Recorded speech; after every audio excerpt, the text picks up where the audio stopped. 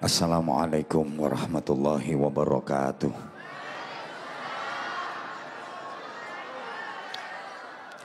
Bismillahirrahmanirrahim. Alhamdulillahi rabbil alamin wa kafa. Alladzi an'ama alaina wa hada. Wassalatu wassalamu ala nabiyil mustafa Sayyidina wa maulana Muhammadin al-mujtaba wal muqtafa wa ala alihi wa ashabihi ahli sidqi wal wafa, amma ba'du. Yang sama-sama kita hormati, kita cintai, kita banggakan Menteri Ketenagakerjaan Republik Indonesia Ibu Dr. Hajah Ida Fauziah MSI. Beliau dengan saya ada beberapa kesamaan yang bedanya sangat tipis. Pertama, sama-sama sarjana. Kalau beliau dapat gelar sarjana dari pendidikan akademis, kalau saya sarjana sarungan saja kemana-mana. Beliau doktor, kalau saya profesor, protolan pemuda Ansor. Beliau MSI, kalau saya MAG. Beliau MSI masih sangat imut. Kalau saya MAG masih agak ganteng. Bersama Bapak Taufik Abdullah. Ini juga seprofesi dengan saya. Beliau DPR RI. Dewan Perwakilan Rakyat. Saya juga DPR, Dinas Pengajian Rutin. Bedanya kalau beliau pekerjaan jelas, gaji jelas, tunjangan jelas. Kalau saya pekerjaan jelas, gaji dan tunjangan enggak begitu jelas. Hadir juga Sekjen Kemenaker RI yang namanya sama dengan saya awalnya, tapi beliau niru saya. Pak Anwar Sanusi bersama Ibu. Hadir juga staf sus Neng Hindun, atase, bawai juga. Ya ada atase kan ada bawai. Ya.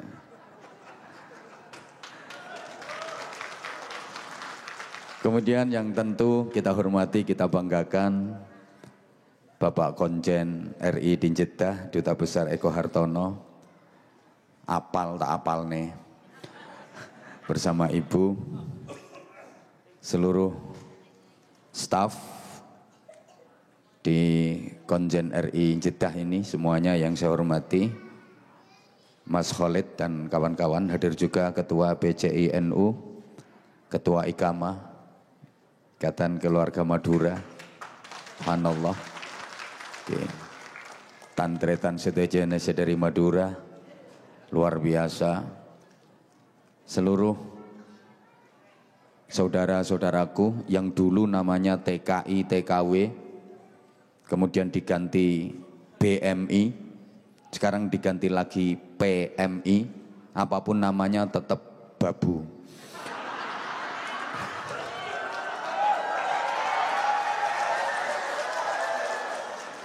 Garis miring gedibal, garis miring keset.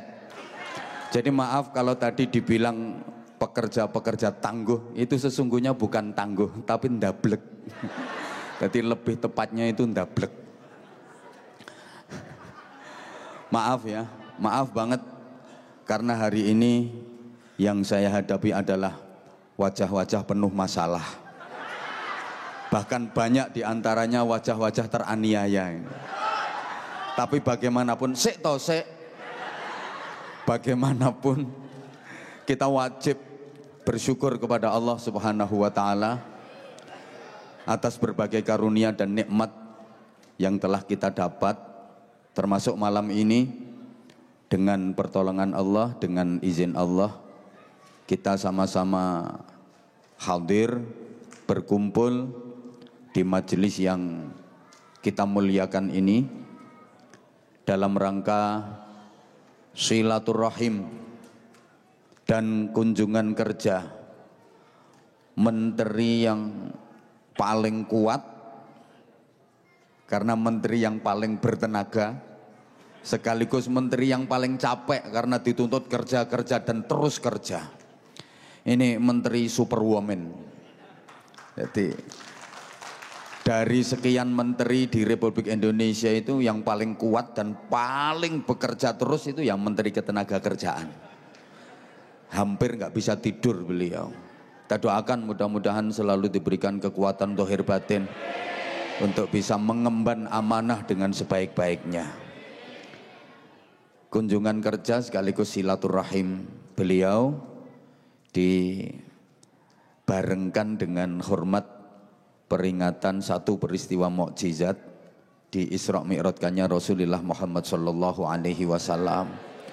Mudah-mudahan hadirnya kita di majelis mulia ini membawa manfaat dan barokah. Karena memang kita sedang berada di bulan Sya'ban, bulan yang berada di tengah-tengah dari 3 bulan barokah. Jadi dalam Islam itu ada trilogi bulan barokah. 3 bulan yang letaknya berurutan, yang mempunyai nilai lebih dibanding bulan-bulan yang lain. Karena semua ibadah, amal kebaikan, ketaatan yang dikerjakan pada bulan-bulan barokah ini nilainya, keberkahannya, fadilahnya, pahalanya dilipat gandakan oleh Allah Subhanahu wa taala. 3 bulan tersebut adalah Rajab, Sya'ban, dan puncaknya nanti bulan suci Ramadan. Tentu kita sudah akrab dengan doa yang diajarkan oleh Rasulullah Muhammad sallallahu alaihi wasallam setiap memasuki bulan-bulan barokah tersebut. Allahumma barik lana fi Rajaba wa Sya'bana wa ballighna Ramadana. Ya Allah, berikanlah keberkahan kepada kami di bulan Rajab. Ya Allah, berikanlah keberkahan kepada kami di bulan Sya'ban. Ya Allah, pertemukanlah kami dengan bulan suci Ramadan. Rasulullah mengajarkan kepada kita berdoa mohon keberkahan. Karena hidup yang paling nikmat, hidup yang paling mulia, hidup yang paling bahagia, itu ya hidup yang barokah. Barokah itu ziyadatul khair, bertambahnya nilai kebaikan. Orang yang mendapatkan barokah hidupnya pasti stabil dan dinamis, selalu mengarah ke hidup yang lebih baik. Hari ini lebih baik daripada kemarin, dan hari esok harus lebih baik lagi daripada hari ini. Para pecinta barokah, para perindu barokah, itu dalam hidupnya pantang untuk berprinsip aku masih seperti yang dulu. Kalau aku masih seperti yang dulu, berarti nggak ada perbaikan, nggak ada peningkatan. Karena aku masih seperti yang dulu. Aku begini, engkau begitu, sama saja. Tapi orang yang hidupnya barokah itu makin hari makin berarti, makin lama makin bermakna, makin tua makin mulia. To be excellent. Itu barokah. Lah tentu panjenengan semua, anda semua sebagai pahlawan-pahlawan devisa itu diharapkan bukan hanya mendapatkan barokah secara pribadi dan keluarga, tapi mewarnai Indonesia, membawa barokah untuk Indonesia. Karena begini ya, sebelum kita ke Isra Mi'rajnya, negara kita tercinta Indonesia itu adalah negara dengan jumlah penduduk beragama Islam terbesar di seluruh dunia. Jumlah penduduk kerajaan Saudi Arabia ditambah Uni Emirat Arab ditambah Iran, ini nggak ada separohnya Muslim Indonesia. Jadi Indonesia itu adalah negara dengan jumlah penduduk beragama Islam paling besar. Maka yang paling berhak untuk mendapatkan apa yang Allah sampaikan sebagai kuntum khaira ummatin, kalian adalah umat yang terbaik. Kuntum khaira ummatin, kalian adalah umat yang terbaik. Yang paling layak menyandang gelar itu harusnya Indonesia. Kenapa? Karena kalian yang dimaksud itu umat Islam. Di dunia ini negara dengan jumlah umat Islam terbesar Indonesia. Tapi sudahkah kita layak menyandang gelar sebagai khaira ummatin, umat yang terbaik? Allahumma sholli ala Muhammad. Coba kalau kita mau jujur ya, dalam banyak hal kita masih jauh tertinggal dari negara-negara luar. Buktinya ya, maaf banget, kalau orang asing datang ke Indonesia itu jadi bos.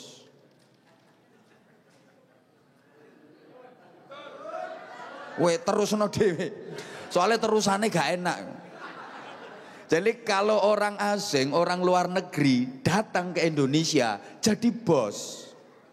Tapi kalau orang Indonesia datang ke luar negeri jadi ya koyok dirimu nih. Maaf banget, ekonomi kita ketinggalan. Konsolidasi ilmu pengetahuan kita ketinggalan. Konsolidasi budaya kita ketinggalan. Teknologi kita ketinggalan.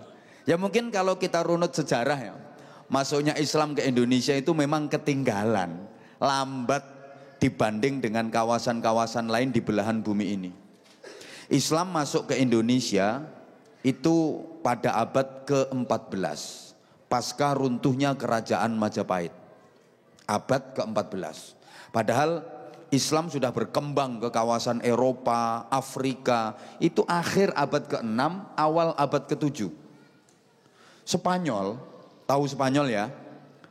Negaranya Real Madrid, Barcelona, Atletico Madrid, Villarreal, Osasuna. Islam udah nyampe ke sana itu akhir abad ke-6, sampai melahirkan ulama kaliber dunia dalam bidang disiplin ilmu gramatika, ilmu nahwu, dengan karyanya yang sangat fenomenal namanya Alfiyah Ibnu Malik, yang dipelajari di hampir semua pesantren di Indonesia. Ulama itu adalah Muhammad Jamaluddin bin Abdullah bin Malik Al-Jayyani Al-Andalusi. Jadi orang Andalusia, orang Spanyol yang ngarang Alfiyah Ibnu Malik. Benereng Bengkalan, benereng Mekasen, reng Spanyol, benereng Sampang, benereng Burneh, reng Klampes, apal, nika beda darah Medura nika, tretan diwi.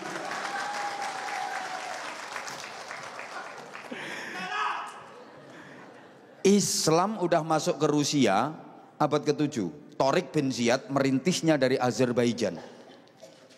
Mesir dan kawasan Afrika udah dimasuki Islam akhir abad ke-6. Amr bin As ketika menjadi gubernur di sana. Syria dan sekitarnya Khalid bin Walid yang menyebarkannya.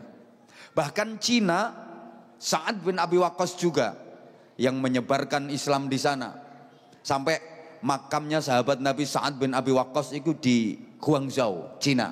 Alhamdulillah saya udah beberapa kali ziarah ke sana, 4 apa 5 kali.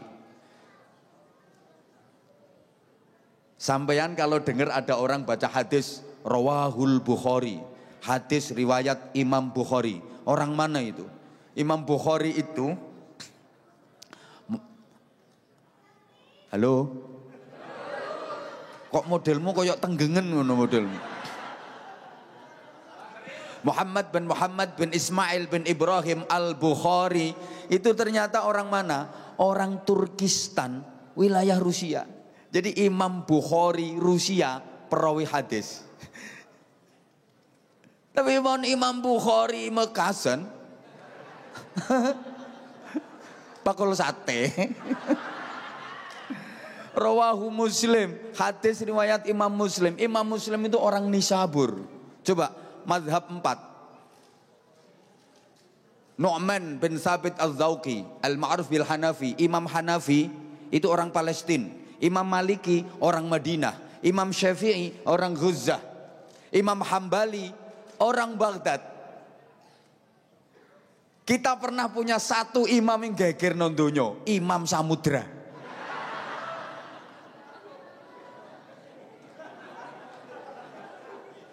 Jadi ya karena Islam masuk ke Indonesia itu lambat itu identik dengan ketinggalan. Makanya acara orang Indonesia itu kalau nggak lambat malah bukan Indonesia. Pasti selalu lambat, molor. Kayak ini tadi acaranya kan jam 8. Katanya saya naiknya jam 9, tapi ternyata ya ini kalau nggak molor, kalau nggak lambat bukan Indonesia namanya. Semakin lambat semakin Indonesia. Ya, apalagi orang NU. Undangan Basul Masail itu jam 8 pagi, prakteknya habis asar. Nanti semakin lambat semakin NU. Ya ini apa karena itu juga ya. Sekarang dari maaf, konsolidasi budaya kita kalah jauh. Kita mayoritas penduduk beragama Islam, tapi objek wisata yang ada di kita, objek tourism yang ada di Indonesia, itu yang menonjol malah candi-candi, bukan milik Islam. Coba. Padahal kita mayoritas Islam. Anda kalau ke Spanyol, subhanallah, objek-objek wisata milik umat Islam itu masih terawat dengan baik. Di Rusia, objek-objek wisata milik Islam itu masih terawat dengan baik. Sementara di kita, kapan hari waktu saya ke Hong Kong, ngobrol, saya ditanya, "Where are you from, Mister?" Gitu. Mbak anggap aku gak iso ngono. Tuan dari mana? Ya saya jawab, "I am from Indonesia." Saya dari Indonesia. Begitu dia tahu kalau saya dari Indonesia, dia tuh langsung nyeletuk, "Indonesia, Borobudur is good. Borobudur bagus." Kemudian dia itu cerita, Borobudur itu dibangun di tahun sekian, pemborongnya sopo, semene entek piro, gaji karyawane piro. Dia itu hafal, jadi dia itu hafal. Aku sampai heran, ini orang Hong Kong kok hafal betul manakibnya Candi Borobudur. Saya gengsi sebagai seorang Islam. Saya sebagai Muslim saya gengsi. Kenapa bukan Islam yang menonjol? Saya pengen menonjolkan Islam. Tak bilangin dia, bukan cuma Borobudur yang bagus di Indonesia. But Al-Akbar Moskow is very good. Tak bilangin gitu, ada yang lebih bagus dari Candi Borobudur. Masjid Al-Akbar. Ini. Dia nanya, "Where Al-Akbar Moskow?" Di mana itu? Tak jawab, "In Surabaya." Begitu dia dengar Surabaya langsung komentarnya apa? "Surabaya, Doli is good."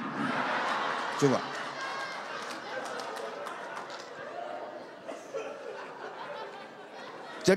Jadi ternyata Doli itu jauh lebih familiar di luar negeri daripada Masjid Al-Akbar. Padahal udah ditutup loh itu. Udah ditutup. Tapi subhanallah masih sangat terkenal. Ini dari konsolidasi budaya. Harusnya Islam belajar dari Rasulullah Muhammad SAW yang dalam waktu relatif singkat, kurang lebih 22 tahun, mampu merubah dua kota besar yang dulunya jahiliyah, Makkah dan Madinah, menjadi Maragizul Hadarah As-Saqafiyah, Center of Civilization. Ya aku juga ngerti artinya. Makkah Madinah Dua kota besar yang dulunya jahiliyah dirubah oleh Rasulullah menjadi pusat peradaban dunia. Sampai orang seluruh dunia yang beragama Islam ingin mendatangi Makkah dan Madinah. Harusnya kita belajar dari itu. Terus apalagi coba, maaf, konsolidasi ilmu pengetahuan kita kalah jauh. Indonesia yang mayoritas penduduknya beragama Islam, harusnya dari segi ilmu pengetahuan kita itu ranking atas harusnya. Karena sumber dari semua ilmu pengetahuan itu Al-Quran. Al-Quran milik umat Islam. Islam terbesar di dunia Indonesia. Maka harusnya yang kuntum khaira ummatin, umat terbaik itu harusnya Indonesia. Allahumma sholli ala Muhammad. Kita kasih contoh sederhana saja, bahwa Al-Quran adalah sumber dari semua ilmu. Afala yanzuruna ilal ibni kaifa khuliqat. Ini bicara soal ibil, unta. Berarti ini ilmu biologi. Wa ilas samai kaifa rufi'at. Sama, ini berarti ilmu antropologi. Wa ilal jibali kaifa nusyibat. Jibal berarti ini ilmu vulkanologi. Wa ilal ardi kaifa sutihat. Ard ini berarti ilmu geologi. Halo. Nah, ini sekarang yang lagi marak itu ilmu yang mencakup semua fan, namanya Googleologi. Ini semuanya tercakup itu. Makanya orang sekarang itu ngajinya bukan lagi Fathul Wahab, tapi Fathul WhatsApp, Raudatul Facebook, Kifayatul Instagram, Hidayatul Twitter, dan Nihayatul TikTok. Jadi guru besar dan sanad keilmuannya nanti sampai ke Syekh Google radhiyallahu anhu itu.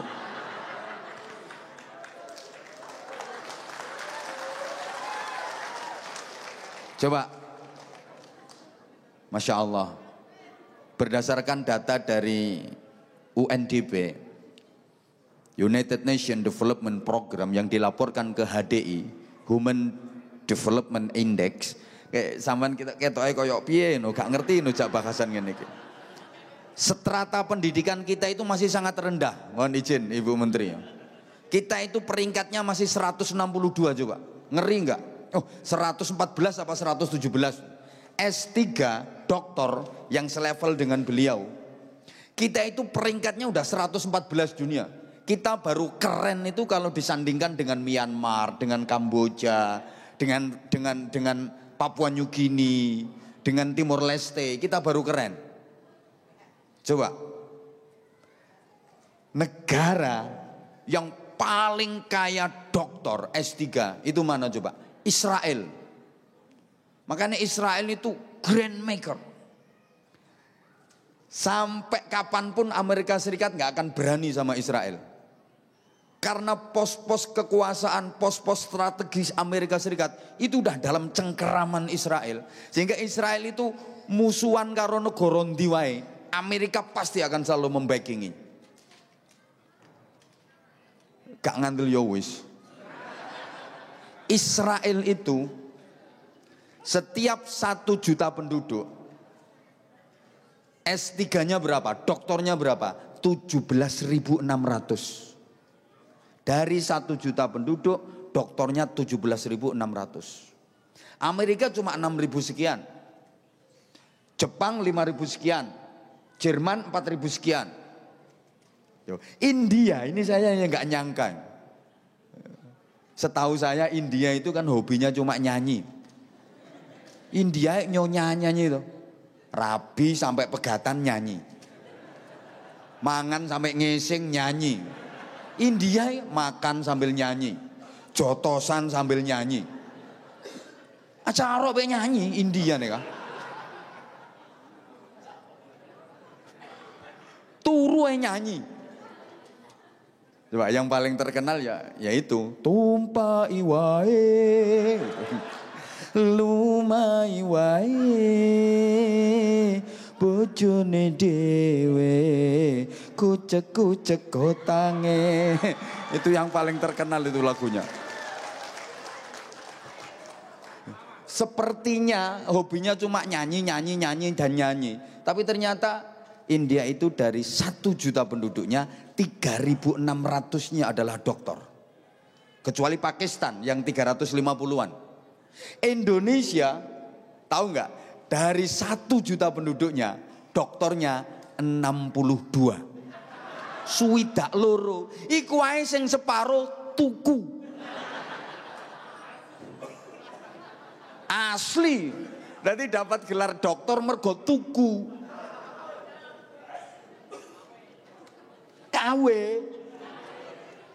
Ngeri enggak? Tapi kita enggak boleh berkecil hati. Meskipun Indonesia miskin dokter, tapi Indonesia kaya. Titel yang tidak dimiliki oleh Amerika Serikat sekalipun. Apa? Dukun. Mulai dukun bancik sampai dukun cabul. Lengkap di kita.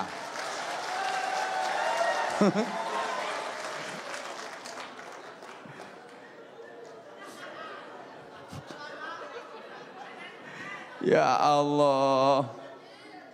Nah, karenanya, ini nggak boleh lama-lama kok. Kan sekedar menyapa, ini saya dikasih waktu 30 menit.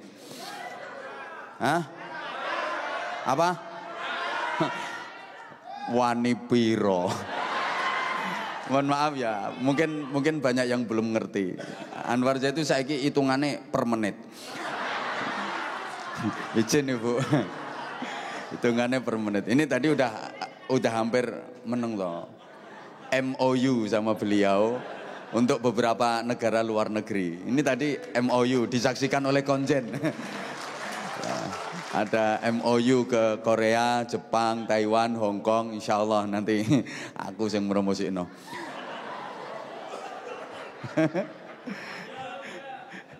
Dan bisa disurvei, insya Allah jamaahnya Anwar Zaid paling banyak di negara-negara itu. Soalnya mayoritas ya Jawa, Madura. Allahumma sholli ala Muhammad. Udah, gini ya. Jadi nanti untuk mendapatkan keberkahan itu seperti apa gitu loh. Jadi penjenengan itu kerja nggak melulu cari duit dan duit saja. Tapi harus benar-benar bernilai ibadah. Harus benar-benar menjadi pahala. Itu loh maksudnya nanti ke situ. Tadi udah disinggung oleh beliau. Di antara salah satu yang melatar belakangi peristiwa Isra wal Mi'raj itu adalah kesedihan Rasulullah Shallallahu Alaihi Wasallam. Kenapa beliau sedih? Karena beliau waktu itu ditinggal wafat oleh 2 figur yang sangat besar artinya dalam perjuangan beliau. Sampai tahun itu disebut Amul Huzn, tahun kesedihan. 2 figur yang peranannya sangat sentral dalam perjuangan beliau. 1, Pamanda Abu Thalib yang memberikan perlindungan kepada Rasulullah dari setiap permusuhan, ancaman yang datang dari orang-orang kafir Quraisy waktu itu. Abu Thalib selalu menjadi backup keamanan Rasulullah Shallallahu Alaihi Wasallam. Lah Abu Thalib itu pemimpin suku Quraisy, suku yang paling mulia, yang paling disegani oleh masyarakat Arab ketika itu. Nek cara saiki ya pemimpin partai pemenang pemilu. Jadi orang berjuang itu memang butuh di backup oleh partai penguasa. Lu Kanjeng Nabi ya di backingi Abu Thalib kok. Harus itu memang. Yang kedua, Sayyidah Khadijah binti Khuwailid, istrinda beliau yang sangat setia, yang mempertaruhkan waktu, tenaga, pikiran, jiwa, raga, harta, benda, bahkan nyawa demi perjuangan Rasulullah Shallallahu Alaihi Wasallam. Tahu nggak berapa kekayaannya Sayyidah Khadijah? Duitnya Sayyidah Khadijah itu 600.000 awwaq. Itu kalau dikuruskan ke rupiah kurang lebih 200 triliun rupiah.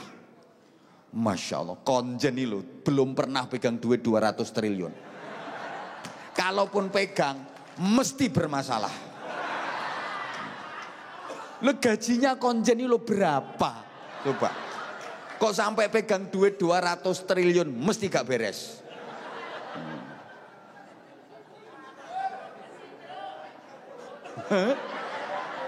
Apa maneh Khalid? Itu hasilnya dari Sidoarjo terus dibuang ke sini.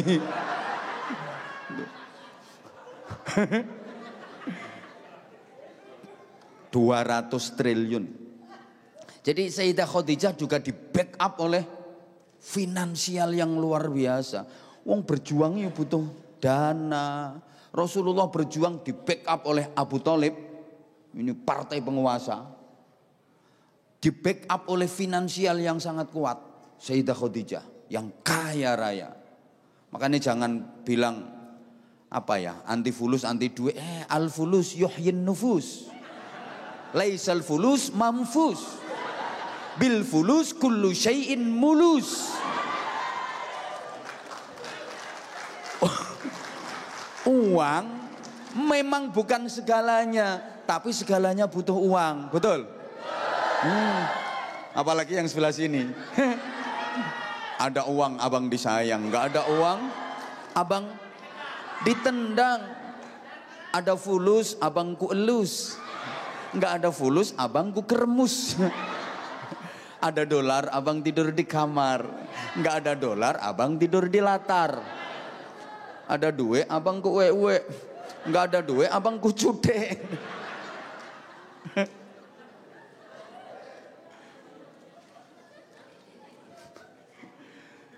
Karena ditinggal wafat oleh dua figur yang luar biasa ini, Rasulullah sedih. Karena Rasulullah juga manusia, ada sedihnya.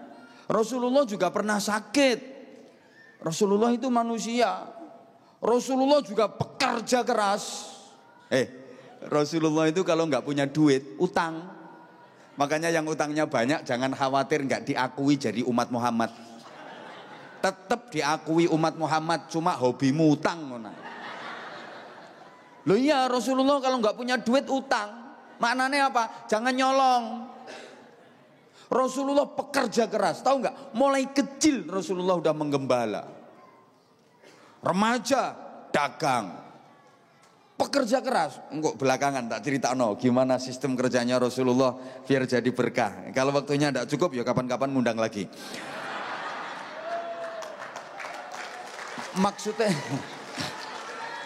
Maksudnya ngundang secara khusus ini loh Pak Khalid. Ini kan saya lagi umroh diculik sama konjen. Ini pelanggaran kode etik ini namanya. Saya itu mau karepe ya gak gelem tapi kok ya opo kate gak gelem ya opo ya wis. Aku ya gak kathek takok piro wis gak wis pokoke wis ya meneng lah. Ya gini lah, hitung aja tiketnya Surabaya Jeddah berapa PP, terus berapa orang. Ngono loh. Nah kalau ibu saya udah 2 kali bareng sama ibu. Kan kalau di Indonesia segitu, kalau di luar negeri berapa kan. Mosok Indonesia karo luar negeri dipadah nih. Apalagi ini lengkap.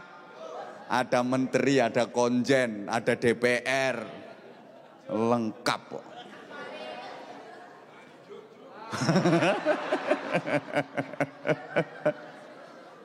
Ya Allah, udah. Rasulullah sedih. Nah, Rasulullah sedih ini oleh Allah nggak disuruh ke tempat-tempat wisata, nggak disuruh jalan-jalan, nggak disuruh ke tempat-tempat wisata, ndak. Tapi di Isra Mi'rajkan. Artinya apa? Sandaran itu ke Allah. Sandaran itu ke langit. Pertama ini. Jadi kalau kita punya problem apapun, kalau kita punya masalah apapun, solusinya pertama solusi langit. Allahumma sholli ala Muhammad. Curhat pertama itu curhat ke Allah. Pertama. Faham tak gak ya gitu cak ngomong ini gitu. Apapun problem kita, apapun kasus kita, sandaran utama kita adalah Allah. Nggih? Sandaran utama tetap Allah. Nah, itu apa? Jadi kalau curhat itu jangan ke status. Curhatnya ke Allah. Nomor 1 itu. Makanya saya sering sampaikan, banyak orang bilang peristiwa alam, fenomena alam, tapi solusinya ternyata adalah solusi langit. Contoh ya, kalau lama nggak ada hujan, kemarau panjang, terjadi kekeringan, itu solusinya kok sholat istisqa, sholat minta hujan. Kalau lagi ada gerhana matahari ataupun rembulan, ini Allah nggak memerintahkan ambil teleskop Hubble, adakan penelitian tentang astronomi dan astrofisika. Enggak, solusinya sholat gerhana. Ada bencana alam, gunung meletus, gempa bumi, itu solusinya kunut nazilah. Coba. Ada wabah, solusinya li khamsatun utfi biha naruddu bikal a'da. Coba. Ada orang dagang macet, rezeki seret, itu kalau datang ke kiai solusinya suruh sholat duha, baca surat waqiah, baca ayat jalbur rizki. Ada suami punya istri itu cerewetnya 27 derajat. Itu solusinya suruh bacakan ayat summum bukmun umyum fahum la yarjiun. Hah? Nah, iku pada ayat diwaca lek dijuguki kirek iku. Berarti yang mirip kan gitu. Solusinya solusi langit. Coba. Masya Allah. Jadi ini pertama. Rasulullah dimi'rajkan, diangkat ke langit. Kita solusi pertama solusi langit. Tapi perlu diingat juga, jangan hanya mengandalkan solusi langit aja. Karenanya Rasulullah nggak langsung dinaikkan, tapi diperjalankan dulu minal masjidil haram ilal masjidil aqsa. Perjalanan horizontal dulu, nggak langsung vertikal. Padahal bisa aja Allah langsung menaikkan Rasulullah minal masjidil haram ila sidratil muntaha. Langsung aja naik dari masjidil haram ke sidratul muntaha. Toh tujuannya juga mau ke sana. Kenapa kok pakai diperjalankan minal masjidil haram ilal masjidil aqsa dulu? Perjalanan horizontal. Ini artinya Islam itu bukan hanya vertikalitas tapi juga horizontalitas. Islam bukan hanya agama teologi tapi Islam juga adalah agama kemanusiaan. Allahumma sholli ala Muhammad. Oke. Jadi ada sinergitas antara langit dan bumi. Tenang dulu, nyantai dulu keterangannya. Ada sinergitas antara langit dan bumi. Karena Islam itu integral. Islam itu agama yang benar-benar menjaga keseimbangan. Anda sholat, ketika sujud berbisik ke bumi, membaca tasbih. Loh, sampean lek sujud lak maca iku se subhanallah. Bisikanmu ke bumi itu menggoncangkan langit. Sampean terima bisik-bisik langit horeg. Makanya kalau baca jangan kenceng-kenceng. Nanti kalau bacanya terlalu kenceng, subhana rabbiyal a'la wa bihamdi, jebol langitnya.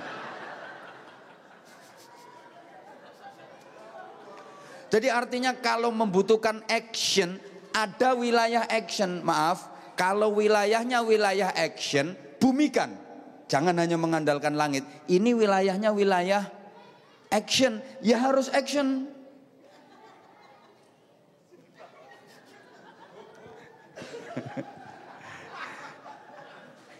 Kalau wilayahnya action, ya action. Ini perlu kita ingat ya. Allah punya sifat Ar-Rahman, Ar-Rahim.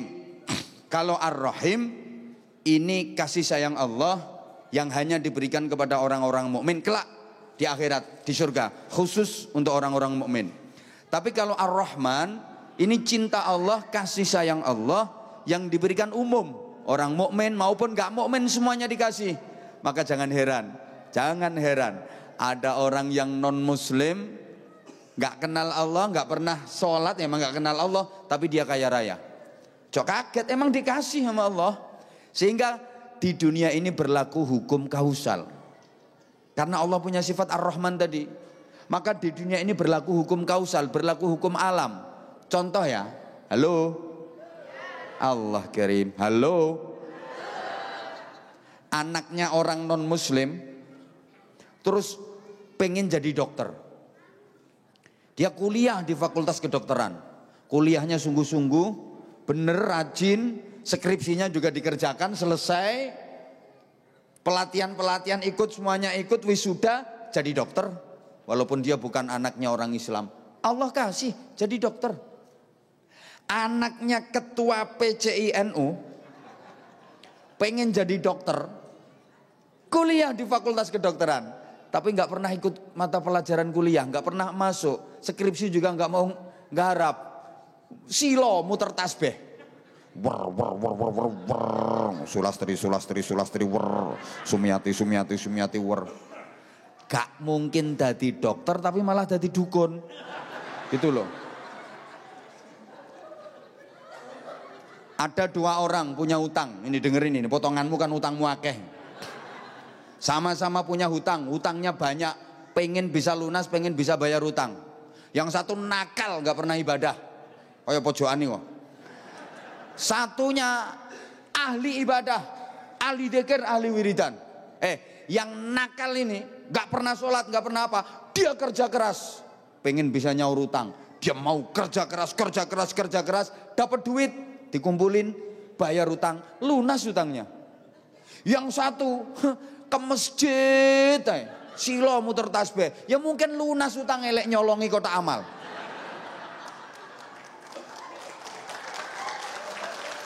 Jadi kalau wilayah action ya harus action. Ada bapak-bapak pengen punya anak, istrinya nggak pernah diapa-apain, difatihai tiap malam. Jadi tiap malam fatihah.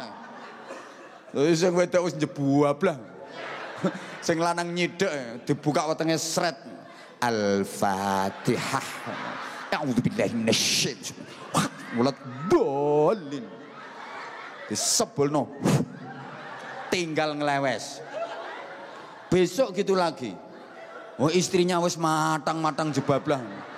Dibuka wetenge disingkap sret Al-Fatihah. A'udzubillahi minasyaitonir rajim. Sebel nawa tengah ngono tiap malam fatihah tapi gak diapa-apa no. Coba bisa hamil apa enggak, bisa punya anak apa enggak, enggak mungkin. Fatihah yo fatihah tapi yo kudu karo dieker-eker yo. Jadi itu wilayahnya bukan wilayah fatihah tok, harus dieker-eker gitu.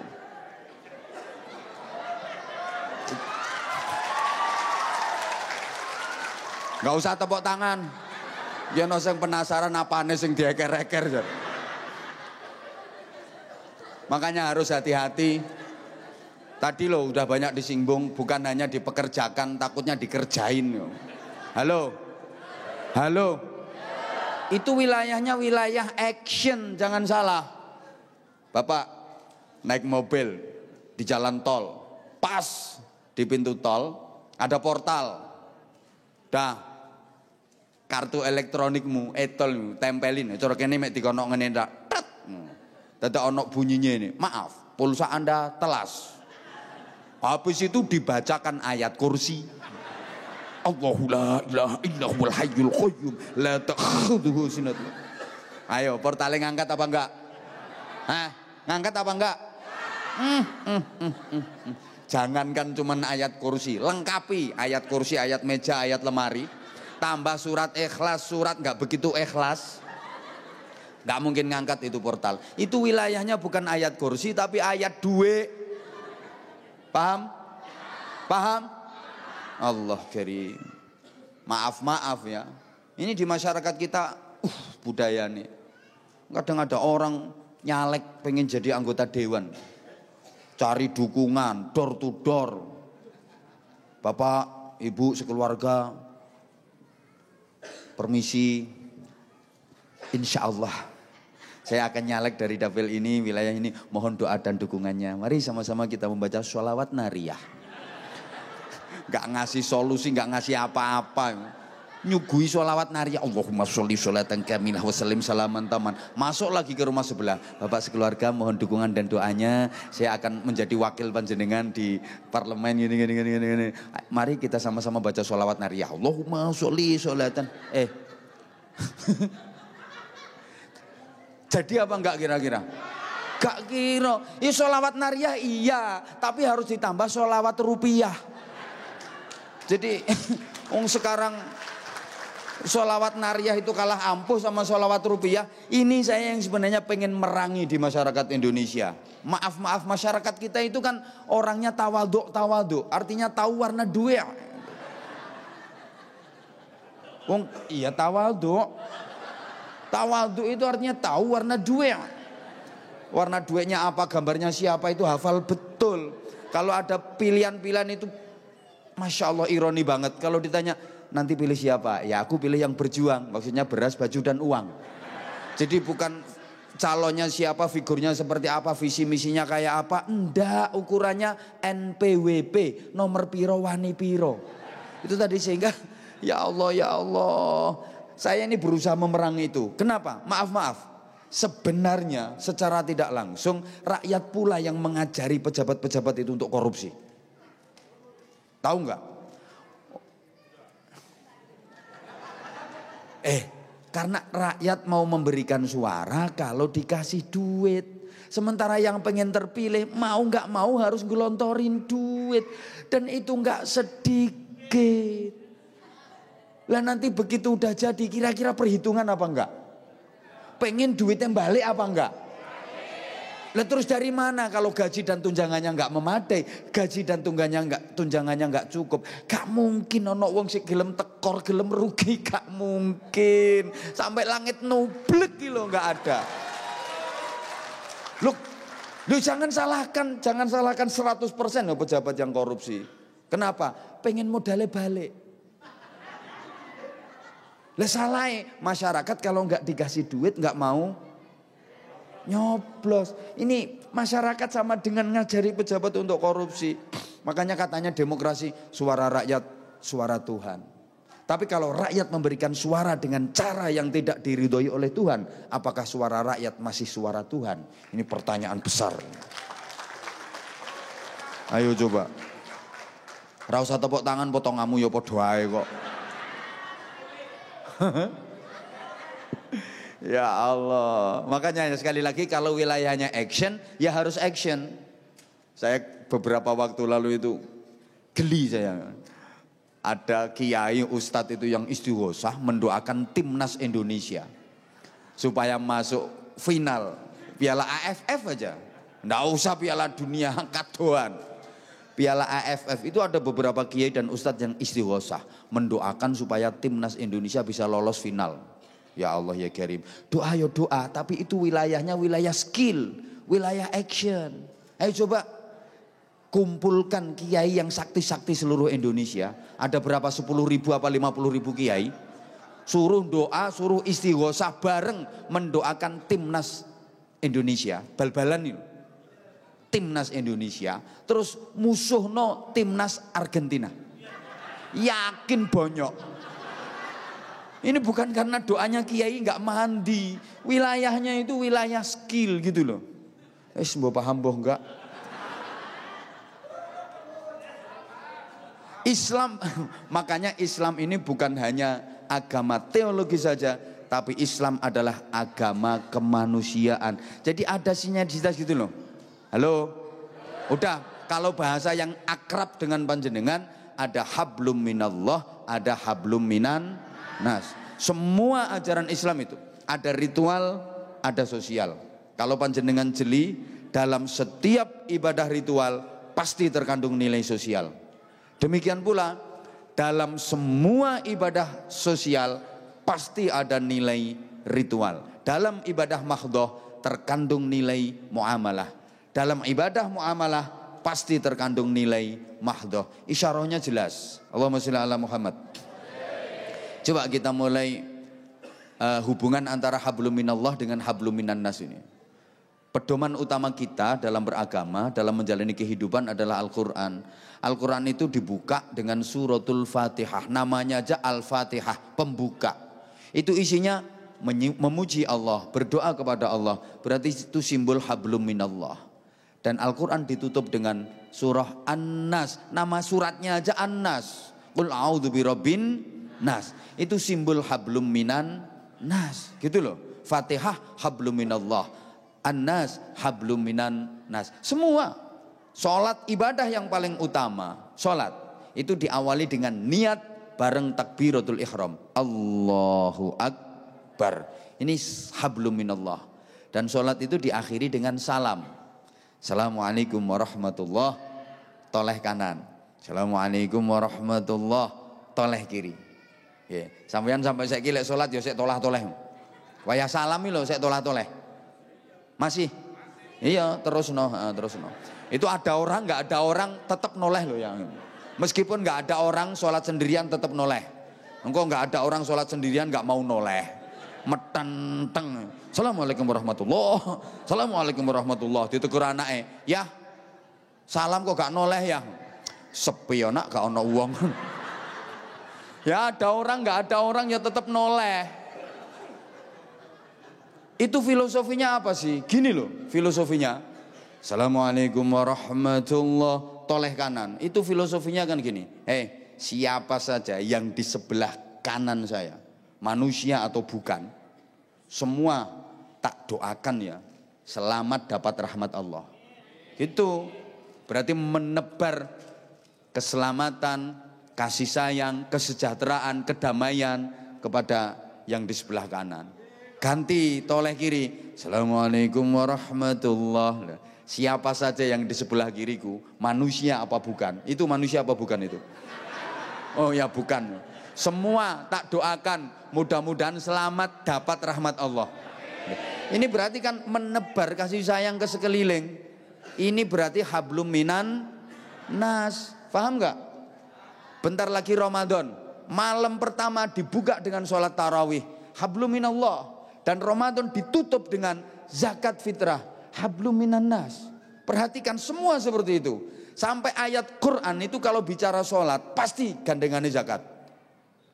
Aqimus sholah wa atuz yuqimunas sholah wa yu'tunas. Pasti itu hablum minallah, hablum minan nas. Haji umroh sama, diawali dengan ihram. Nawaitul hajja wa ahramtu bih, nawaitul umrata wa ahramtu biha. Hablum minallah. Diakhiri dengan tahallul, mencukur atau memotong rambut kepala. Berarti ini hablum minandas. Ya ndasnya nas kan?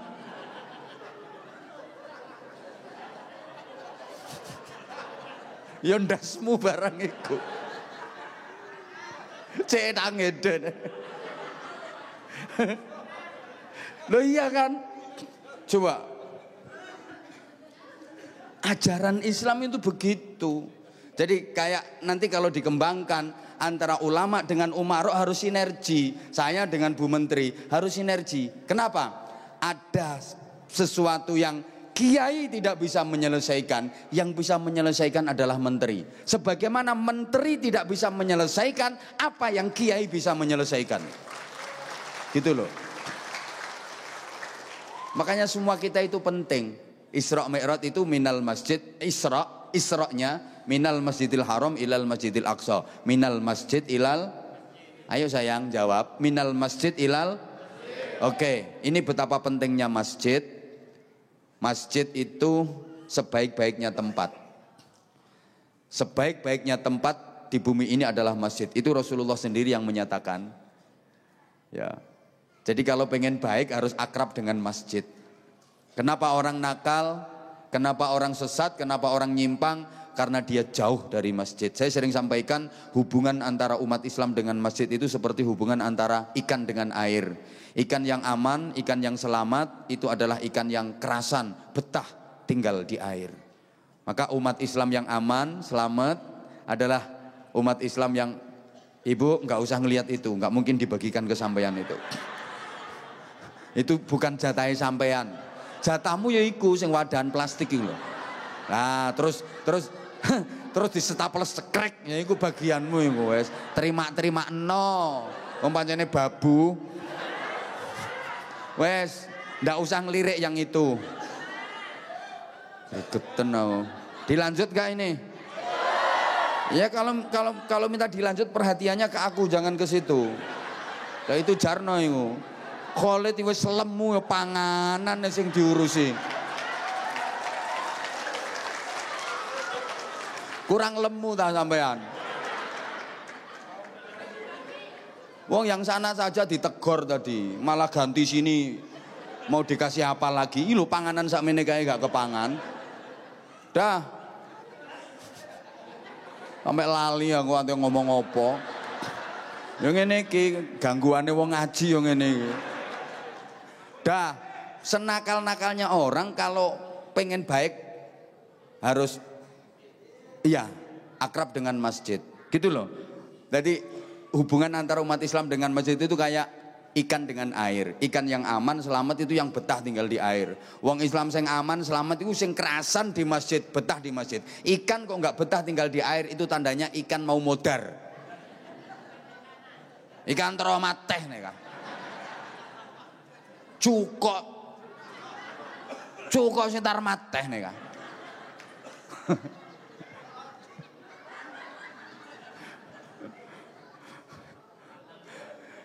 Wong Islam kok gak kerasan neng masjid berarti atine mati, hatinya mati. Kalau hatinya mati tapi jasadnya masih hidup itu namanya betang lanjelen ya. Betang lanjelen ya. Batang melaku. Woi.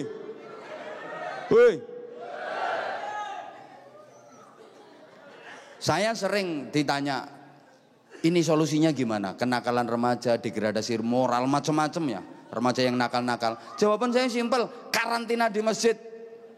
Asal mau dikarantina di masjid, waras. Anak-anak yang suka mabuk, ya karena dia nggak mau ke masjid. Coba rajin ke masjid, yakin waras. Ayo berani mabuk ning sore beduk. Ya dasmu dijereti beduk sampai uang. Nggak ada ceritanya. Pokoknya kalau ada remaja mau ikut gabung remaja masjid, aku udah tak cap wong api wis ngono ae wis. Ini bukan cuma remaja aja, termasuk anak-anak umur 57, 58.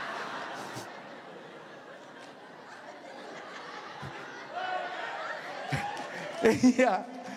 Itu asal mau akrab dengan masjid, betah kerasan di masjid mesti api. 2. Masjid itu simbol sholat berjamaah. Jamaah itu ada imam, ada makmum.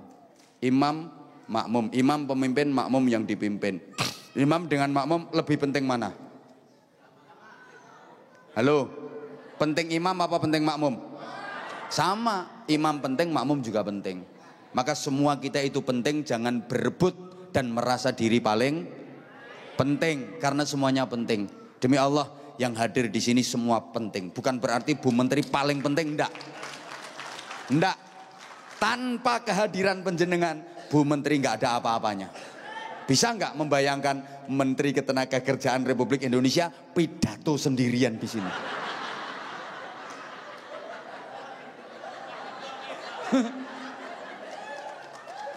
Jadi penjenengan semua menyelamatkan Bu Menteri dari disebut gendeng. Kalau nggak ada jenengan, Bu Menteri pidato sendirian, gendeng. Maka jenenganlah yang menyelamatkan beliau dari kegendengan. Lebih-lebih Anwar Zahid, podohai. Jujur, saya suruh ceramah sendirian di sini, nggak berani saya. Semua penting. Tinggal bagaimana kita menjalankan peran masing-masing. Allahumma sholli ala Muhammad. Makanya yang saya maksud sinergitas, kita harus saling sinergi gitu loh maksud saya. Tadi saya sampaikan ada hal yang kiai tidak bisa menyelesaikan, yang bisa menyelesaikan polisi misalnya. Sebagaimana polisi bisa menyelesaikan hal yang kiai tidak bisa menyelesaikan. Allahumma sholli ala Muhammad. Dah contoh sederhana aja, contoh sederhana. Ada orang mabuk ya, 30 orang mabuk berjamaah. Wah itu yang diminum wis pokoknya cap kontol, vodka, topi mereng. Yuk pas dirimu ngoplos nih. Iko nek arek iko sing pinggir lawang iko. Iku sik ditambahi autan, digeceki obat nyamuk bakar. Niku arek iko. Tambah lem kayu barang itu. Misalnya ada orang maaf ya, teler sambil nyekek botol 30 orang. Saya udah kadung dipanggil kiai, entah kiai beneran entah enggak. Tak datengin dia. Terus tak bilangin, ayo tangkep itu yang mabuk. Al-khamru ummul khaba'ith. Minuman keras adalah induk dari semua kejahatan. Qala Allah Ta'ala fi kitabihil karim. Innamal khamru wal maisiru wal ansabu. Yakin gak kira buyar. Malah ndasku dikepruki botol sampai arek-arek. Nggak mungkin bubar, malah kepalaku yang dikepruki botol sama orang-orang. Tapi kalau yang datang polisi, ayo tangkap itu yang mabuk, pasti lari tunggang langgang. Paham? Paham? Contoh lagi, saya pengen bangun pesantren atau pengen bangun masjid lah. Anggarannya 50 miliar. Yo kan sekarang santrinya udah 1.500 lebih dan semua gratis. 1.500 santri semuanya gratis. Yang 400 sekian yatim. Misalnya saya pengen bangun masjid, anggaran 50 miliar. Saya keliling Indonesia. Nah, terus saya ngedarno sorban. Apa kota infak itu. Saya keluarin dalil, man bana masjidan lillah banallahu lahu baitan fil jannah. Siapa yang mau ikut berpartisipasi membangun masjid, Allah akan bangunkan untuknya istana megah indah di surga.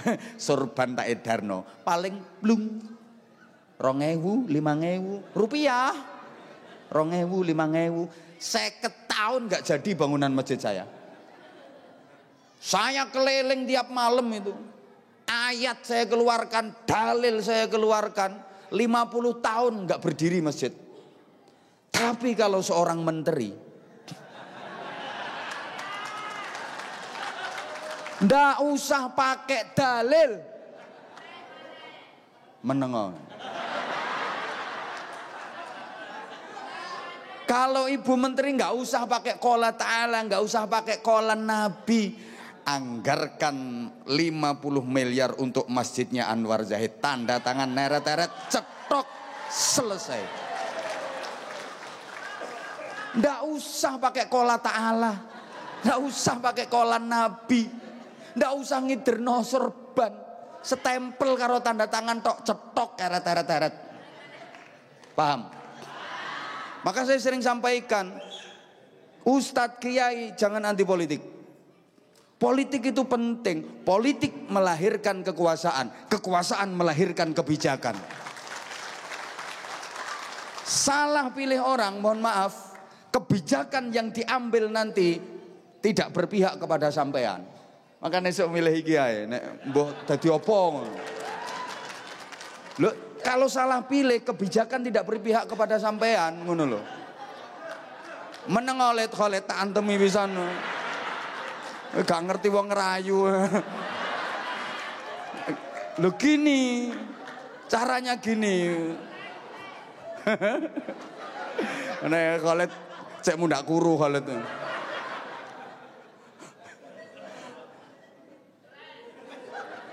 Halo. Halo. Contoh ya. Tadi saya sempat singgung, di Surabaya ada satu kawasan yang dikenal dunia, namanya Gang Waladhdallin. Gang Waladhdallin, prostitusi terbesar kedua se-Asia. Waktu itu, tahu nggak jumlah PSK-nya? 17.000 sekian. Saya punya datanya itu. Langganan. No. Saya itu sebenarnya sering ngisi pembinaan di sana. Itu kalau diajak istighfar, kalau diajak zikir, nangis semua. Jilbaban kabeh bu, jak tahlilan, jak zikir, nangis gugu-gugu. Tapi bar ngono ya buka praktek. Bisnisnya apa? Jual sarang burung. 17.000 lebih. Pak. Kiai se-Jawa Timur itu sumpek. Apa ya? Gerah. Kiai seluruh Jawa Timur sumpek waktu itu loh mikirno Gang Doli. Semua doa sering diadakan istighosah. Mohon kepada Allah, Allahumma bubarkan Doli. Allahumma bubarkan Doli. Semakin diistighosahi, semakin rame. Coba. Semakin diistighosahi jumlah penjual sarang burungnya tambah akeh. Begenggeke tambah akeh. Bahkan kiai sing dongane mandi-mandi ku jahat lek ndonga. Ya Allah, lonte-lonte Doli. Panjenengan damel gudiken sedaya ya Allah. Bikin boresen sedaya ya Allah, korengen sedaya. Lho, didongani ngono tambah mulus-mulus coba. Kiai nggak mampu membubarkan itu. Tapi begitu seorang wali kota bikin perda nomor sekian, garis miring sekian, angka Romawi sekian, menyatakan Gang Doli bubar, tanda tangan, neret-neret, stempel, cetok, selesai. Paham? Ribuan kiai gak iso bubarno. Tapi kebijakan seorang pemimpin mampu menyelamatkan jutaan manusia dari dosanya perzinahan. Oh. Lah terus lah permasalahanmu kayak tadi, unek-unek dua makhluk yang mewakili tadi. Itu misalnya mbok curhatno nggone ketua PCI NU sampai peritil lambemu, nggak mungkin dapat solusi. Tapi kalau curhatnya ke beliau, insya Allah ditindaklanjuti. Gitu loh, paham? Tapi lek takon hukum, ojo nggone menteri. Kalau nak tanya hukum, ojo nggone konjen. Jenenge ae Eko Hartono. Kalau tanya hukum, ini bukan wilayahnya beliau, gitu loh. Makanya saya dengar sambutannya beliau, keren, singkat, padat. Kenapa? Tak tunggu. Kalau seandainya tadi beliau keluar qala ta'ala, qala Nabi, aku balik. Kenapa? Wilayahku diserobot. Untung nggak keluar dalilnya. Tak simak tadi, kapan metu dalile? Mulih aku. Ben diceramai dhewe karo konjen. Lah ini artinya kita punya apa ya? Menjalankan peran masing-masing sesuai dengan peranan masing-masing. Gitu loh. Sarungnya wis entek. Kemarin saya itu bawa 170. Cuman ya waktu jamaah saya 1.800 itu pas miladnya travel, hadiahnya ke sana bagi-bagi, termasuk bagi-bagi sarung, bagi-bagi paket umroh gratis. Tuh. Tokene wis gak uman. Iki asline kan enggak masuk agenda. Ini enggak masuk agenda. Saya diculik sama makhluk ini. Ini enggak masuk agenda. Ya menengok ya. Ya kalau pengen ya kapan-kapan nanti kalau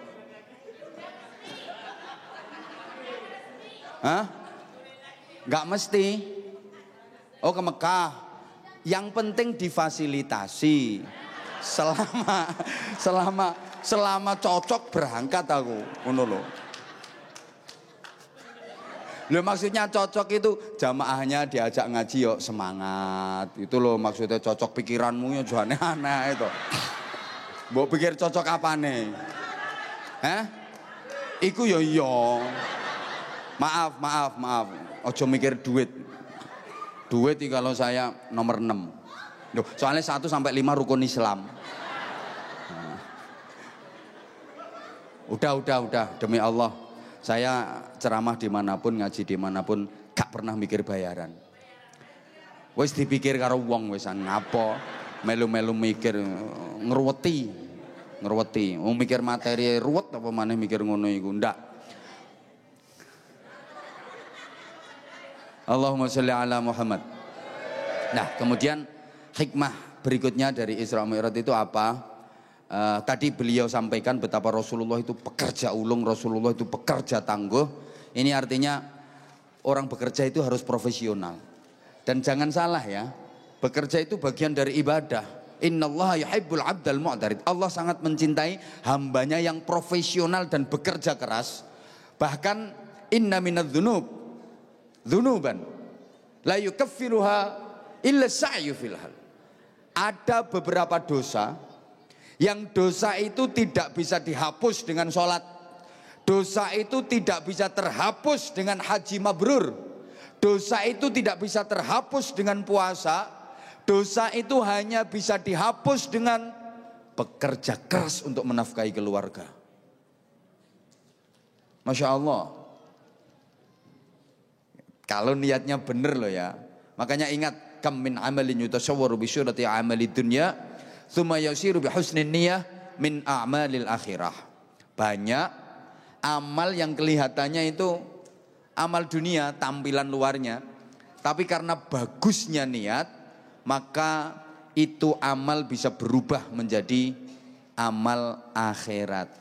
Kelihatannya amal dunia, tapi karena niatnya bagus, maka menjadi amal akhirat. Allahumma sholli ala Muhammad. Allahumma sholli ala Muhammad.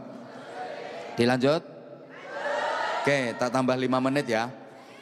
Jadi orang itu disuruh profesional. Apapun kalau profesional, udah ini urusan dunia aja. Apa saja kalau profesional itu menghasilkan cuan banyak. Halo? Masya Allah, Masya Allah. Bercanda loh, bercanda. Agak cangreng mudur. Agak bercanda loh kalau profesional.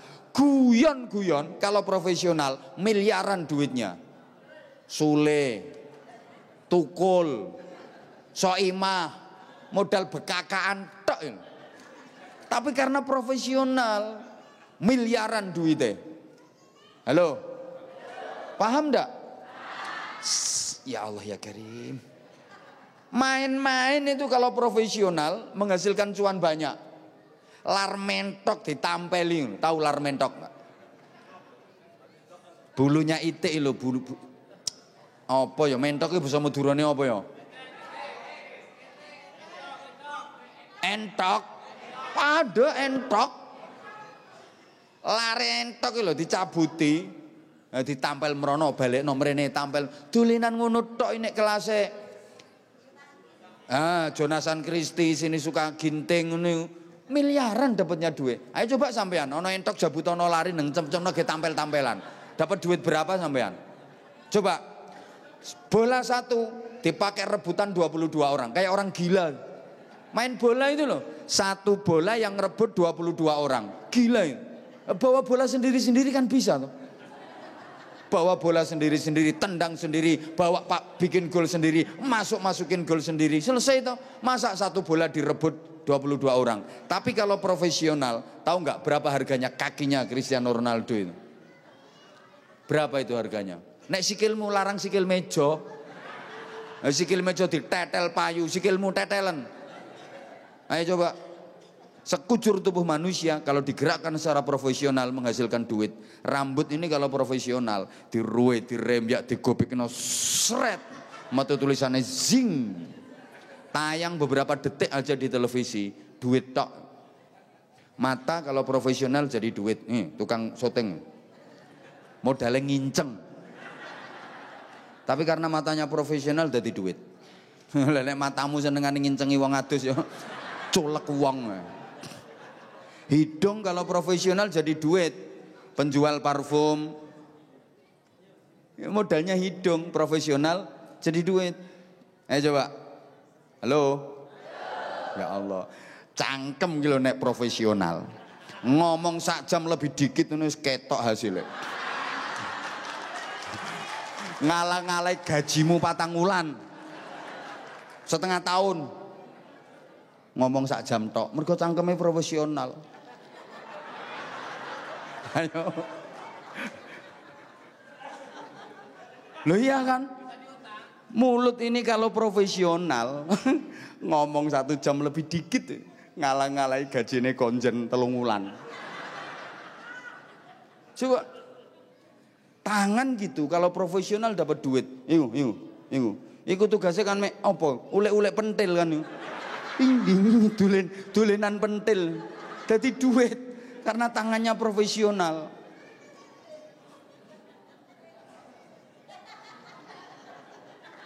Masya Allah. Sehingga agar profesional tadi loh. Kita profesionalitasnya kita yang kurang. SDM kita yang lemah. Sehingga maaf banget. Terjadi banyak kezoliman terhadap pekerja migran Indonesia. Itu ya karena salahnya tadi, semacam tadi loh. Kerjanya di Arab tapi gak iso bahasa Arab, gak iso bahasa Indonesia, isone bahasa Madura tok njajal. Wakeh. Sampean niati yang ikhlas insya Allah berkah. Mungkin sampean enggak percaya kalau saya cerita, saya itu dulu pernah jualan onde-onde di Mekah. Gak ngandel toh. Jadi kalau malam itu goreng onde-onde, pisang goreng, tapi ini jangan dicontoh ya. Kapan niku dikandani kok? Biyen urung terkenal lambemu. Dulu sampean ngelihat saya ya gila. Kalau malam itu goreng onde-onde, pisang goreng, terus pagi iya jualan ini. Jualan terus kalau waktu pagi orang pulang jamaah dari masjid itu jual, kalau ana polisi rayuk mlayu. Wis tahu aku ngono kuwi. Tapi gak tak iki keprucut tak critakno. Wis tahu aku ngono. Gak nyangka to saiki dadi wong terkenal. Lah nek dirimu ya pancet ae, nek dirimu sampai saiki pancet. Soale gak profesional. Wes kapan-kapan tak ceritani maneh. Terus gini, iya. Terus jangan tinggalkan namanya nilai spiritualitas itu tadi. Sehingga gini, banyak orang sukses jadi hebat bukan karena pendidikan akademisnya, tapi karena spiritualitasnya. Apa yang disebut dengan al-hikmah wal barokah. Nah, kalau sudah bicara soal al-hikmah wal barokah, itu maaf, wilayahnya otak apa wilayahnya hati? Loh gak nyaut. Wilayahnya otak apa hati? Hati. Kalau otak memproduk ilmu pengetahuan, outputnya orang-orang pinter. Hati memproduk iman, takwa, hikmah, barokah, outputnya orang-orang bener. Sehingga sampean jangan heran ya, banyak orang pinter yang gak bener. Ada pula orang bener tapi gak pinter. Lah hidup ini harusnya ya pinter, ya bener, ya bener, ya pinter. Gini loh, kalau sekedar pinter gampang. Pengen ahli di bidang pendidikan, banyak fakultas pendidikan, tapi nggak ada fakultas kesabaran. Halo? Pengen ahli ekonomi, banyak fakultas ekonomi, tapi nggak ada fakultas kesejahteraan. Banyak fakultas teknik, tapi nggak ada fakultas takwa kan? Banyak fakultas hukum, tapi nggak ada fakultas kejujuran, fakultas keadilan. Bahkan banyak fakultas dakwah tapi nggak ada fakultas keikhlasan. Makanya jangan salahkan kalau ada orang habis dakwah 2 jam bicara tentang ikhlas, pulang nggak disangoni, gerundel. Karena bukan lulusan fakultas keikhlasan. Maka mohon izin, mohon maaf Pak Konjen, tolong malam ini keikhlasan saya nggak usah diuji. Saya bukan lulusan fakultas keikhlasan. Gitu loh. Nah, dari hikmah dan barokah ini, makanya Rasulullah sebelum di Isra Mi'rajkan kan dibelah dadanya, dibersihkan dulu, itu kan ceritanya wis masyhur. Itu yaitu di antara hikmahnya, sehingga orang itu bisa sama di dalam dakwah tapi beda di dalam ijabah. Sama di dalam ilmiah tapi beda di dalam manfaah. Sama dalam mau'idhah, beda dalam inabah. Gampangannya ini. Sama-sama hajinya tapi beda mabrurnya. Betul? Hajinya sama, manasiknya sama, tapi nilai kemabrurannya bisa berbeda. Sama-sama umrohnya, capeknya sama, tenaganya sama, tapi makbulahnya berbeda.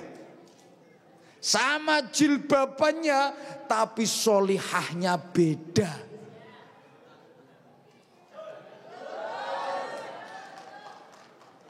Woi.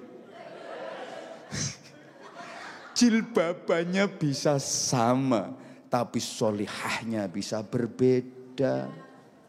Sama-sama air, manfaatnya bisa berbeda.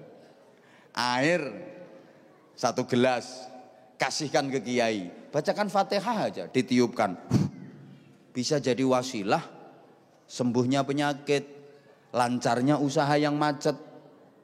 Tapi lek cangkemmu mbok nganggo itu gede.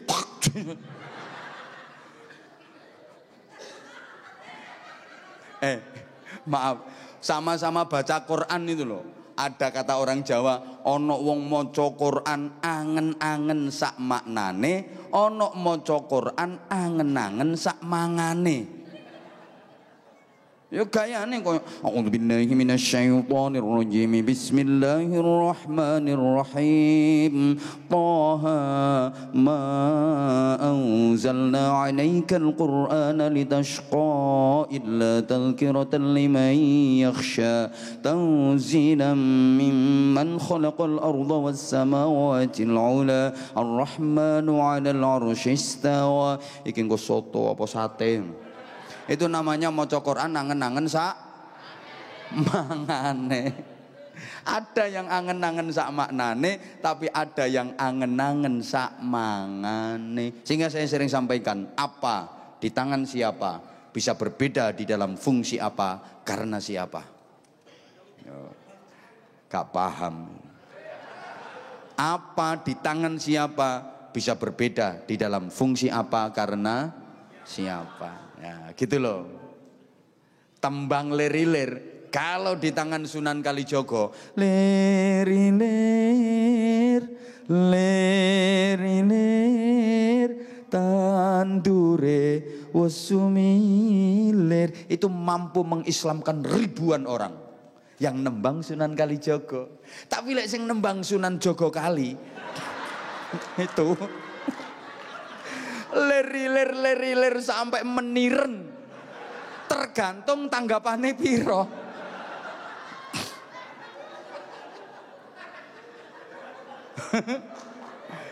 Paham maksud saya? Paham maksud saya? Sama-sama bismillah, beda orang yang membaca, beda khasiatnya, beda nilainya. Makanya kalau saya ceramah di Indonesia itu subhanallah, ya, maestronya sholawat Indonesia Habib Syekh, tentu semuanya tahu. Habib Syekh itu cuma rengeng-rengeng aja loh. Masya Allah, jutaan manusia yang la ilaha illallah, la ilaha illallah. Padahal Habib Emek la ilaha illallah, jutaan orang. Ayo coba lambemu. Sampean mulai teko kene sampai itu kancamu mesti gendeng iki mesti ngono.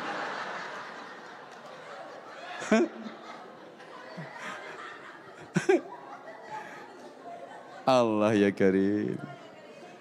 Nah ini maksudnya penting namanya al-hikmah wal barokah, sehingga kenapa Rasulullah dimi'radkan ini juga mengisyarahkan kepada kita harus selalu memi'radkan hati kita untuk bisa wusul nyambung kepada Allah Subhanahu wa taala.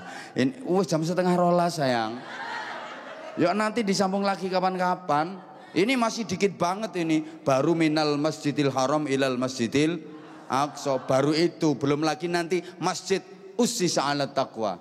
Bahwa masjid itu dibangun atas pondasi ketakwaan. Nilai manusia itu bukan dari profesinya, bukan dari kekayaannya, bukan dari titelnya, pangkat jabatan, kedudukannya, enggak, tapi takwanya. Artinya apa? Kalau udah bicara tentang takwa, profesi itu enggak penting. Kamu mau jadi konjen, enggak penting. Konjen karo babu, ini dalam penilaian Allah bukan dinilai konjen dan babunya, ndak, takwanya. Babu takwa, konjen enggak takwa, mulia babu. No. Contoh. No. Konjen takwa, wis babu gak takwa pisan. Nyenyek dunia akhirat ya. Gitu loh. Ya artinya kalau udah bicara takwa itu profesi gak penting. Kamu mau jadi apa itu gak penting, gak dinilai sama Allah. Kamu mau jadi menteri, kamu mau jadi DPR, kamu mau jadi konjen, kamu mau jadi atas, kamu mau jadi ustadz, kamu mau jadi sopir, kamu mau jadi petani, mau jadi pedagang, tidak penting. Yang penting itu nilai ketakwaanmu. Profesi itu hanya sarana, profesi itu hanya alat. Yang dinilai adalah takwa, dan takwa itulah prestasi. Karena sekarang banyak orang yang tertipu oleh profesi sampai melupakan prestasi. Profesi itu hanya alat untuk meraih prestasi. Ingat, yang dinilai Allah bukan profesi, tapi prestasi. Gitu loh. Nek kiai nek gak berprestasi yo, apian ngono-ngono iku sing berprestasi. Gitu loh. Dan prestasi itu ya takwa. Sehingga kalau panjenengan perhatikan, sahabat terdekat Nabi, al-asyara al-mubasysyara bil jannah, 10 orang sahabat Nabi yang Allah sudah beri kabar gembira dengan dijamin masuk surga, itu dari macam-macam profesi. Halo?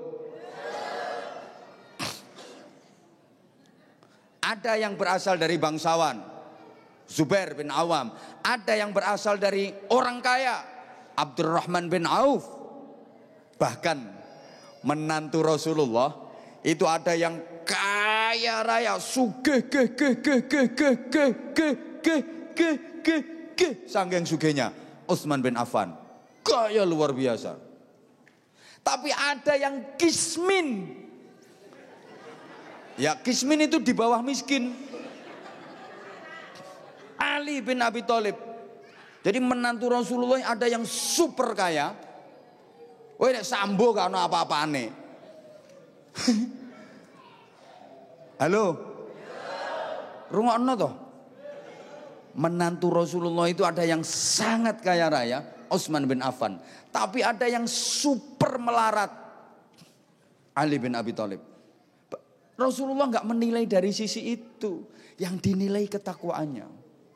Makanya ada sahabat Nabi yang gantengnya luar biasa. Saking gantengnya sampai setiap malaikat Jibril menemui Rasulullah dalam wujud manusia, itu selalu menyerupai wajah dan postur sahabat Nabi itu, Dihyah al-Ghalibi. Kok ganteng banget. Tapi ada sahabat Nabi yang berjubah.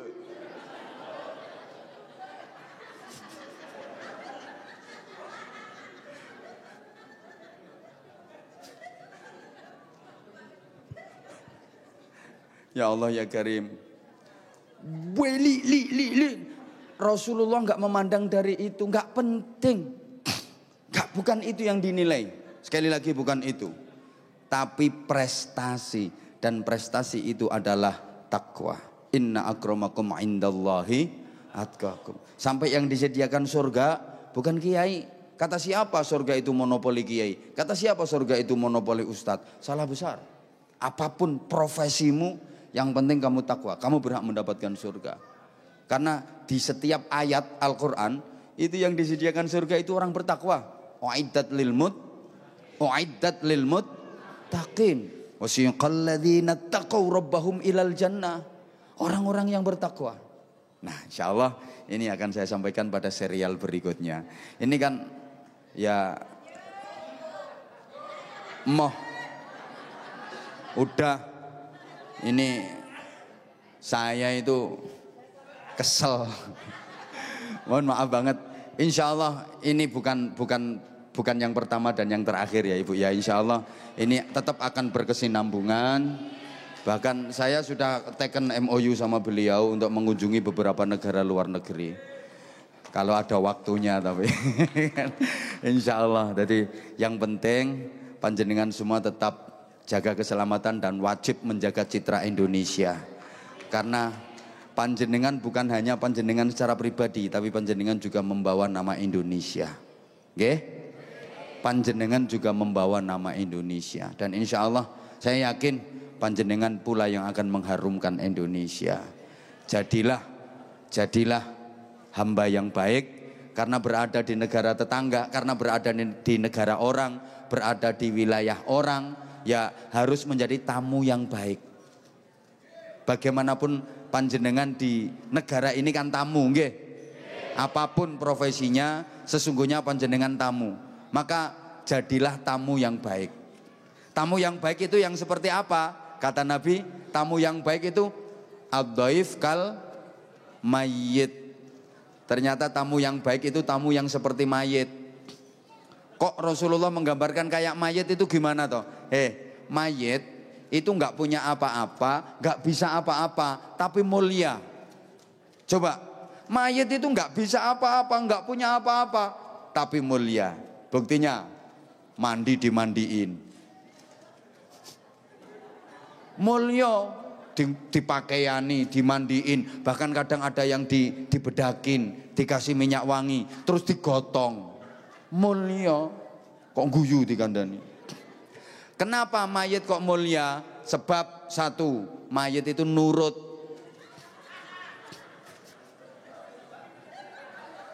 Nurut. Didusi ya nurut. Ono mayit didusi kok nyampluk-nyampluk. Malah moh sing ngedusi. Didusi ya meneng ae, nurut, dierengno ya nurut, manut, digotong ya manut. Makane mulya. Yang kedua, mayit itu nrimo ing pandum. Nrimo, dimandiin pakai air anget ya nrimo, dimandiin pakai air dingin ya nrimo. Gitu loh. Gak cerewet. Digotong ya nrimo. Wes ngono. Mosok ana mayit digotong, aja banter-banter ceblok aku kok. Ya malah diuncalno kok. Nrimo. Makanya patuh pada aturan, taat pada aturan. Pemerintah wajib loh ya. Patuh pada undang-undang pemerintah itu wajib hukumnya. Jangan salah. Nah tadi udah banyak disampaikan oleh beliau. Nanti kalau aku mindoni ya berarti aku malah melanggar teritorial. Itu bukan wilayah saya. Saya hanya mempertegas saja.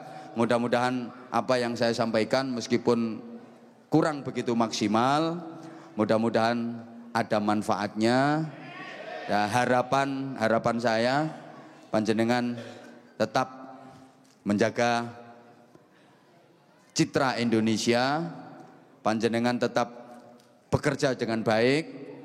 Mudah-mudahan selalu diberikan kesehatan lahir batin. Mudah-mudahan hasil dari kerja panjenengan benar-benar barokah. Ini saja yang saya sampaikan, udah hampir jam 12.